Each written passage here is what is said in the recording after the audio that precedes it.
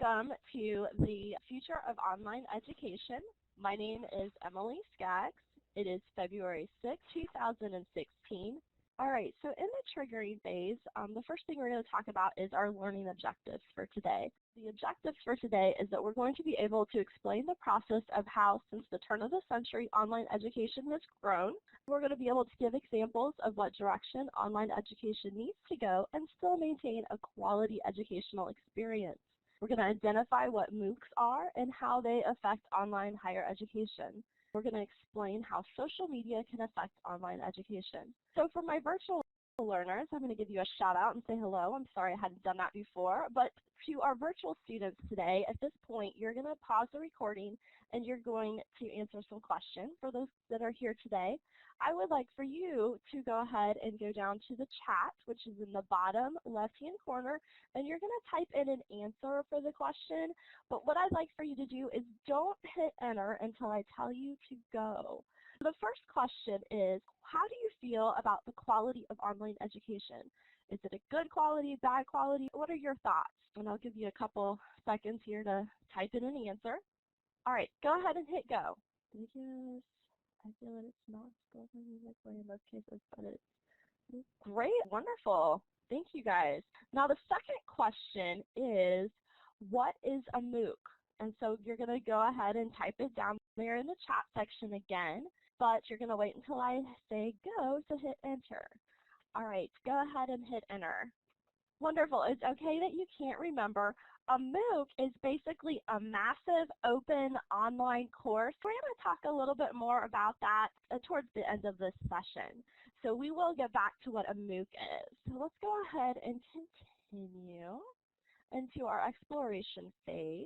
What we're going to start with is where we started. With the beginning, we have a lot of technology. We have the internet. It's going to push online education to where we're at right now. To begin with, it was just a lot of hype about e-learning, and a lot of online institutions really did not survive. I think a lot of it has to do with the fact that technology just got ahead of the pedagogy. Really, it was when they turned more towards a blended or hybrid educational experience that we saw some growth in online education.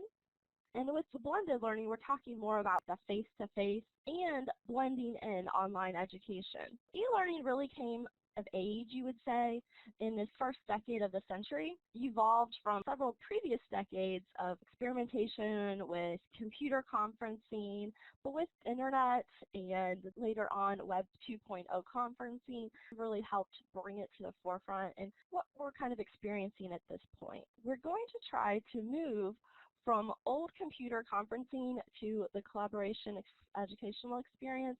Can someone tell me a little bit about what you think computer conferencing is? If you want, you can raise your hand, you can type it down in the chat. All right, I see Ann typing. Let's see, collaboration based. Okay.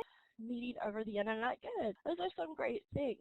Basically, what we're moving away from is just doing the old style of computer conferencing until where we're really trying to create the COI framework with that collaboration. With the COI framework, you have the combination of your social, your cognitive, and your teaching present. How can we improve the quality and success of online education? That's one of the things that sometimes with the technology aspect, it's hard to say where we're going to go, what technology is going to advance. Can you give me an idea, if you're looking back maybe in the last 30, 50 years, can you see some different advances in technology that you maybe 20, 30 years ago you just didn't see happening? If you have an answer, just go ahead and put it. Oh, great. Ann, go ahead. Grab the microphone. Sorry, I interrupted you. No, right ahead. Yeah, so in our college, they put a lot of resources, financial resources, into audio lecture formats that were kind of headed up and spearheaded by online designers. So it was, it was helpful to get the courses kind of looking good as well as well designed. Wonderful, thank you. There have been improvements in technology, and who knows what we will see in the future. I'm sure there will be some interesting developments in the next 10, 15, 20 years that may kind of start to change how education looks. The thing of it is we kind of have to decide how it's going to evolve, and some of it has to do with the pedagogy. We need to change.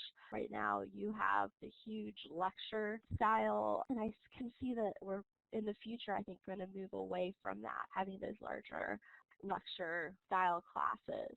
I see us maybe moving into more of a blended with the face-to-face and the online education. You see that a lot happening for the future. I think also in the future we're going to see some kind of form of e-learning kind of blending into the mainstream educational experience. It'll just, you have the pushback of some faculty that's not going to be really interested in that, and there's going to be some, I think, kind of pushback on that issue as well. But quality is really going to become a concern, I think. Making a quality education, I don't think that you're going to get the quality when you're just sitting in a lecture for a long period of time. So what are your thoughts on the lecture versus maybe more of a blended learning style? Go ahead, Kara. Honestly, I think the blended learning is a lot more flexible and meets more of the needs of the many different types of students we have now. There's no longer the ones who are just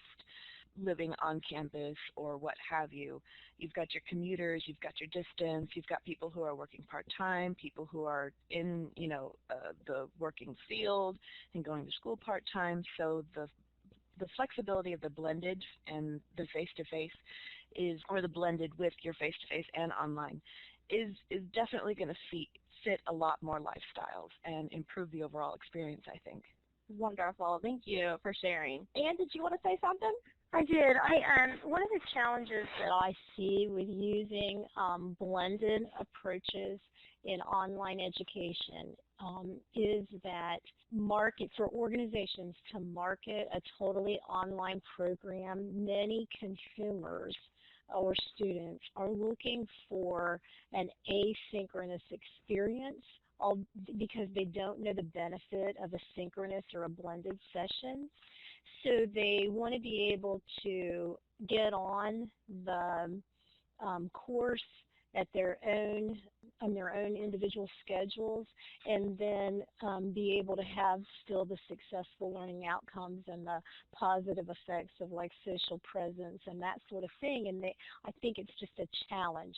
I am fully supportive of synchronous sessions, but sometimes the challenge is in a program that's been marketed as totally online, getting the students to appreciate the need for those sessions. Wonderful. Those are some great comments.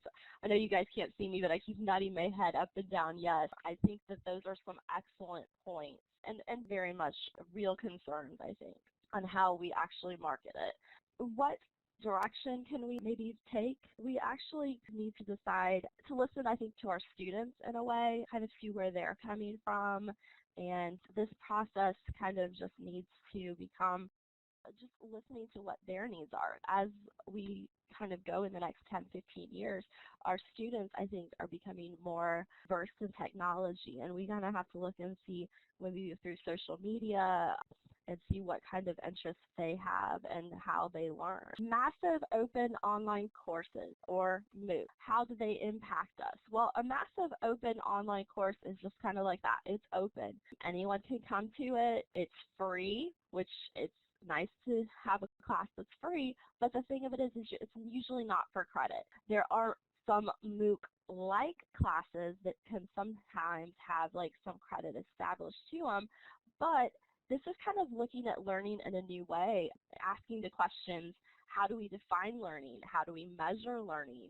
What kind of curriculum is there? The thing of it is really not regulated. Usually there's a topic. Anyone who's interested in that topic can kind of join the discussion. It's usually on the web, and you can do watching of lectures, you can read over things, look at problem sets, and it can be interactive between the students, the professors, teaching assistants. It can go into that distance education, but the question is, with our MOOC-like offerings where we're trying to then make them for credit, how will that impact and affect learning in the future? So do you guys have any thoughts? Thanks, Anne. Go ahead and grab the mic. Yeah, and I'm not sure I'm answering your question. The challenge that I've had with MOOCs, and I I did just couldn't remember what the acronym stood for. I think it's become such an accepted term among distance learning faculty that as a concept it's understood just by its acronym, so I couldn't remember what it stood for. But what I wanted to tell you is that the challenge that I've had with MOOCs is not how it's done, why it's done, the audience that it reaches, because I'm all about making certain that people can learn as much as they can. The problem I think that we've had in at least in higher education and for myself is one is where's the profit since they're free, and the second is the credibility since you're not subjected to peer review or any kind of regulation, that it becomes not validated to reach a lot of people because you could be providing them misinformation. But even worse is that since we can't make a tuition dollar off of them, we won't offer it. That's just like the rub of it. And see, that's another issue. Okay, like let's see. Sometimes the sense of community, social presence, yes, can get lost in a MOOC. And it's at the end of a MOOC, you are kind of like deciding if it was successful or not. Did you learn anything? I mean, it's very subjective, I think. I do agree with those points. All right, so let's move on. How is social media, the COI, going to help structure future education?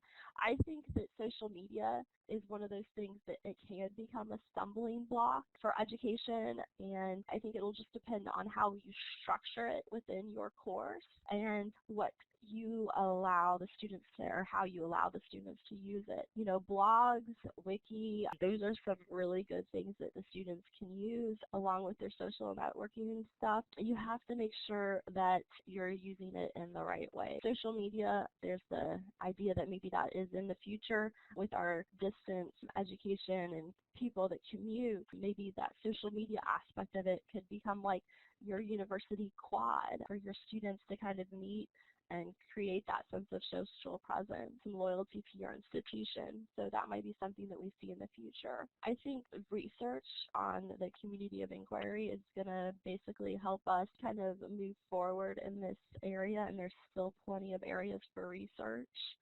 And I think that overall, we kind of need to move away from what we have as the status quo in this passive transformation of information that is no longer relevant or acceptable to our students.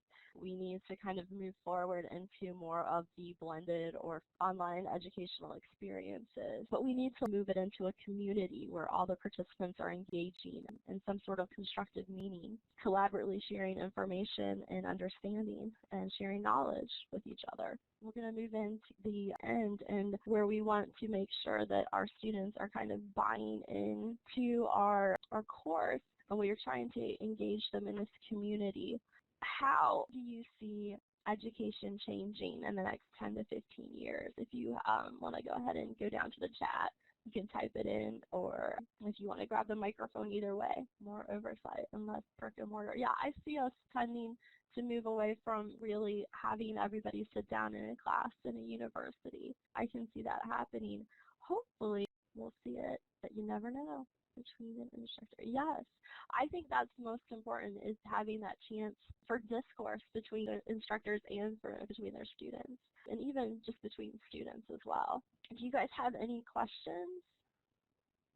And for my virtual students out there, if you guys have any questions, you can always email me. All right, guys, I think that is the end. This is the references that I used for this course. Thank you guys for coming. I really do appreciate it.